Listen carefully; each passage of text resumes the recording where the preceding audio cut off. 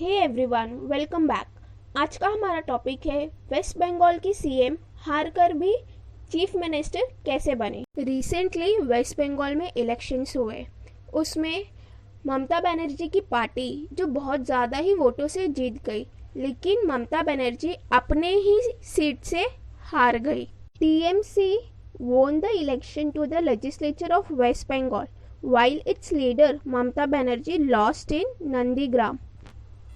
क्या कोई हारने के बाद भी चीफ मिनिस्टर बन सकता है? जी हाँ, उसके लिए प्रोविजंस हमारे इंडियन कॉन्स्टिट्यूशंस में दिए गए हैं। Article 164 says that the chief minister shall be appointed by the governor and the other minister shall be appointed by the governor on the advice of the chief minister, and the minister shall hold office during the pleasure of the governor। यहाँ पे chief minister को कौन appoint करेगा? Governor. और जो बाकी के सारे मिनिस्टर्स हैं उनको भी गवर्नर ही अपॉइंट करेंगे, लेकिन उनके बारे में गवर्नर को एडवाइस चीफ मिनिस्टर देंगे। Article 164(4) of the Constitution states that a minister who for any period of 6 consecutive months is not a member of the legislature of the state shall at the expiration of that period cease to be a minister। इसका मतलब क्या? कोई भी person जो member नहीं है legislative council और legislative assembly का, वो भी चीफ मिनिस्टर बन सकता है, but for with in the period of 6 month. After 6 months उन्हें वापस से इलेक्शन लड़ने पड़ेंगे और अपनी मिनिस्टरशिप कंटिन्यू करनी पड़ेगी। आप लोग पूछते होंगे वो कैसे पॉसिबल होगा?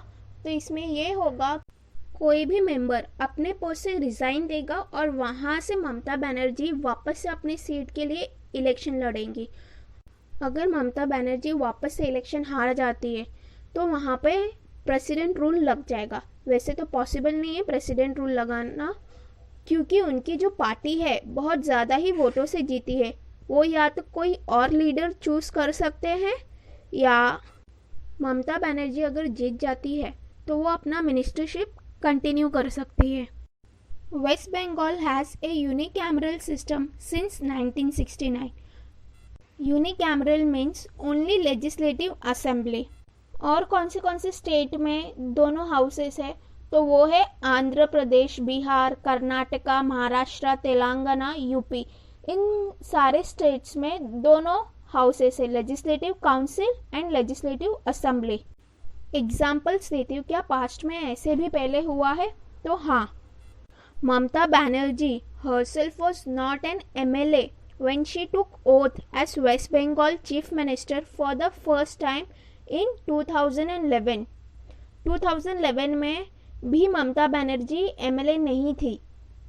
सी Rajagopalachari ji for the state of Madras, वो भी पहले MLA नहीं थे। Yogi Adityanath for instance was not an MLA when he took over as Uttar Pradesh CM in 2017। ये recent case है। He was elected on MLC within 6 months। In 1952, Morarji Desai was appointed as the Chief Minister of State of Bombay।